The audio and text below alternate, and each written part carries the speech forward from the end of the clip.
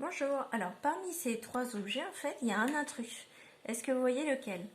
S'il fallait les regrouper par caractéristiques, on voit qu'en fait, le prisme droit, donc ça s'appelle un prisme droit, il irait bien avec le cylindre droit. Par contre, pas la pyramide.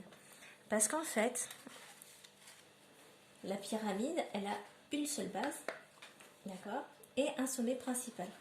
Et après, on relie, pour la construire, on relie le sommet avec chaque sommet de la base.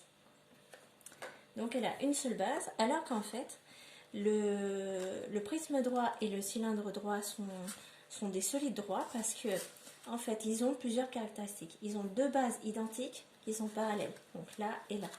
D'accord? Et aussi, là, les deux bases sont des polygones. D'accord? C'est une figure qui a plusieurs côtés. Et là, les deux bases sont des disques. Ils ont aussi une hauteur, voilà, qui est perpendiculaire ou orthogonale à la base.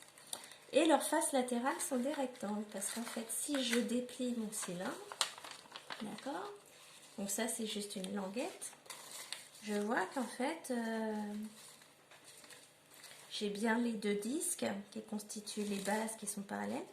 Et ici, en fait, en le dépliant, j'ai vu que la face latérale, la face qui est sur le côté, qui permet de relier les bases, est un rectangle. Et c'est pareil, en fait, pour mon prisme droit. Je constate que, en fait, j'ai deux bases qui sont identiques, qui sont bien parallèles, qui ne se touchent pas, qui sont reliées par des faces latérales, qui sont des rectangles, que la hauteur, elle est bien perpendiculaire aux bases. Elle relie les bases aussi. Et on a en plus, du coup, des côtés qu'on peut calculer. Alors que là, dans le cylindre, il n'y a pas de côté, il n'y a pas d'arête. Là, on peut calculer le nombre d'arêtes. Ici, il y a 1, 2, 3. 3 arêtes pour la base. Ici, 4, 5, 6 pour la deuxième base. Et pour relier les bases, donc on a 7, 8 et 9. Donc ici, il y a 9 arêtes. Et qu'est-ce qui se passe donc si on le déplie? À chaque fois qu'on déplie en fait notre prisme ou notre cylindre, on obtient un patron. Donc là, c'est le patron du prisme. On pense à faire les bases. Les rectangles, qui sont les faces latérales du coup. Et puis, ces rectangles-là, ils ont tous la même hauteur. Mais en fait, on voit qu'ils n'ont pas la même largeur. Pourquoi? Eh bien, tout simplement parce qu'il faut les replier sur les côtés de votre base.